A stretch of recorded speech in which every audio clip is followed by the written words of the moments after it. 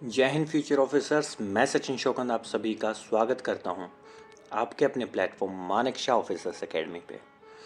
This video can change your life, तो I request you to watch this video till end और कोई भी part skip मत करना।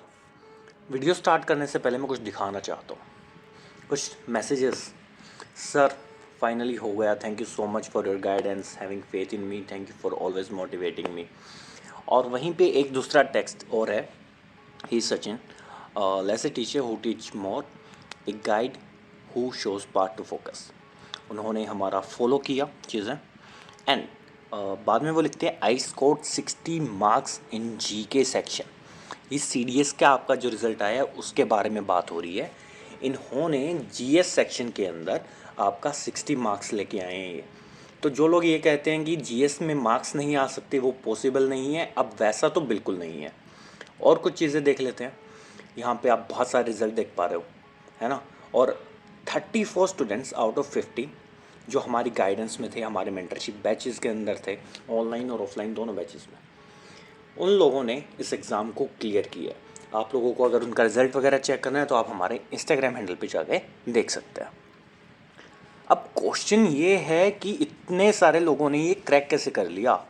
हाउ 34 आउट ऑफ 50, 74% स्टूडेंट्स एक मेंटरशिप प्रोग्राम की हेल्प से कैसे एग्ज़ाम क्लियर कर सकते हैं। तो क्या खास है उसमें ऐसा, या उन्होंने ऐसा क्या किया। अब वो चीज़ें डिस्कस करने से पहले हम थोड़ा सा बैच के बारे में बात कर लेते हैं। अगर आप सीडीएस या एनडीए जैसे एग्ज़ाम के लिए प्रिपेयर कर रहे हो तो आप हमारे ऑनलाइन और ऑफलाइन दोनों बैचेस के अंदर ज्वाइन कर सकते हो, जहाँ पे आपको ये फैकल्टी जो आप अपनी स्क्रीन पे देख पा रहे हो, इतने सारे टीचर्स आपको पढ़ाते हैं।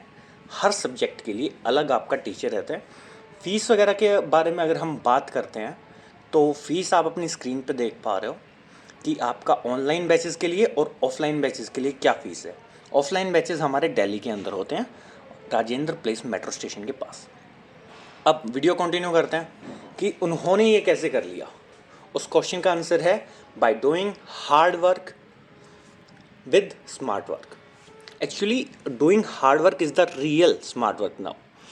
सिर्फ हम ये 3 चीज़ें पढ़ के जाएंगे एग्ज़ाम के अंदर, या ये 5 चीज़ें पढ़ के जाएंगे एग्ज़ाम के अंदर, बाकी की 10 चीज़ें नहीं पढ़ेंगे, शायद इससे आपका एग्ज़ाम क्लियर नहीं होगा। और अगर आपका एग्ज़ाम क्लियर हो जाता है जस्ट कुछ पॉइंट्स से या कुछ मार्क्स से, तो मेरिट आउट होने का खतरा हमेशा बना रहता है।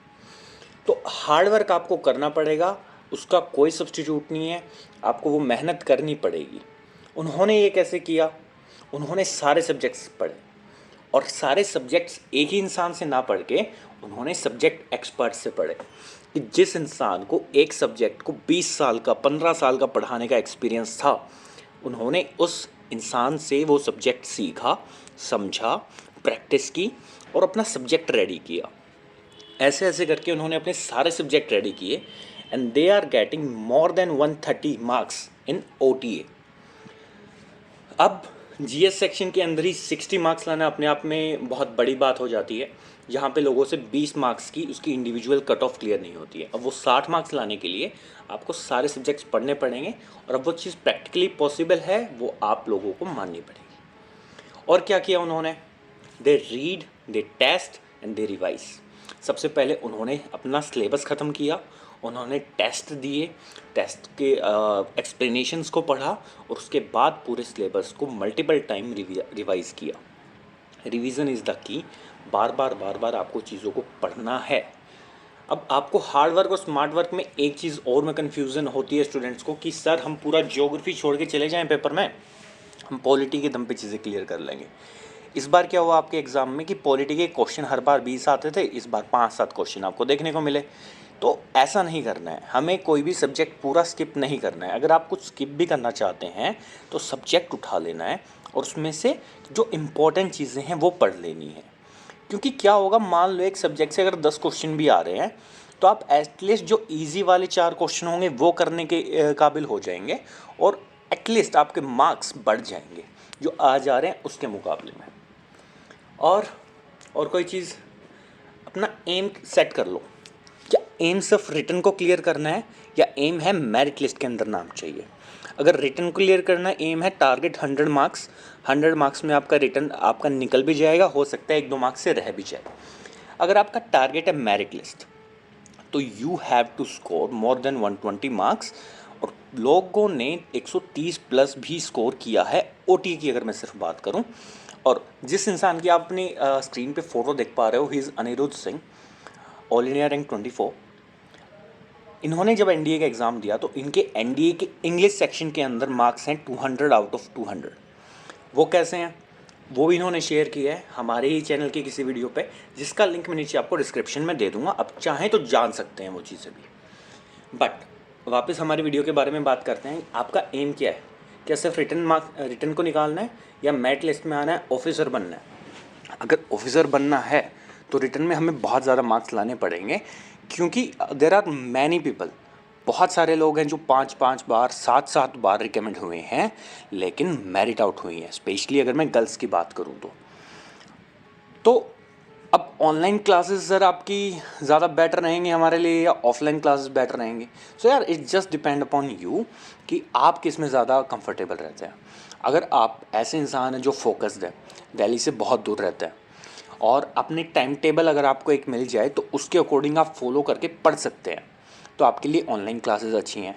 बट अगर आप दिल्ली के आसपास एरिया में रहते हैं या दिल्ली आ सकते हैं, आपके लिए आना पॉसिबल है, तो आपके लिए ऑफलाइन क्लासेस ज़्यादा बेटर रहेंगी। Minimum fees, maximum efforts. अब ऐसा क्यों बोला मैंने? अगर आप दोनों में से कोई भी ऑप्ट करते हो ना तो आपको ये सारी चीज़ें मिलती हैं: recorded lectures, doubt sessions, test series, mentorship batch, and सबसे बड़ी चीज़ जैसा मैंने आपको अभी बोला कि आपके लिए रिटन क्लियर करना इज़ नॉट द एम। आपका एम है मेरिट लिस्ट में आना। अब रिटन के बाद एसएसबी भी तो देना है, उसके लिए अलग से कहीं जाओगे कोचिंग लेने, वहाँ अलग से पैसे आप लगाते हो। तो आपको ऑनलाइन और ऑफलाइन दोनों बैचेस के अंदर फ्री एसएसबी बैच भी प्रोवाइड किया जाता है हमारे इन कोर्सेज़ के साथ ही। अगर आप ऑफलाइन आते हो तब भी आपको ये सारी फैसिलिटी मिलती हैं, ऑनलाइन आते हो आपको तब भी ये सारी फैसिलिटी मिलती हैं। और सिर्फ फीस क्या है हमारी? अगर ओटीए की बात करें तो 5000, आईएमए की ऑनलाइन की बात करें तो 6000 और एनडीए की बात करें तो 7499। ऐसे ही ऑफलाइन में आप देख सकते हैं। और ये जो आप फीस देख पा रहे हैं ना कि सीडीएस ओटीए की 20,000, आईएमए की और एनडीए की 25,000 रुपये फ़ीस है, ये फ़ीस आपके कंप्लीट 4 महीने के बैच की है। साथ में इसी बैच में आपका स्टडी मटेरियल इंक्लूड है, इसी बैच के अंदर आपका एसएसबी का बैच भी इंक्लूड है, तो उसके लिए आपसे कोई भी अलग से पैसा चार्ज नहीं किया जाएगा।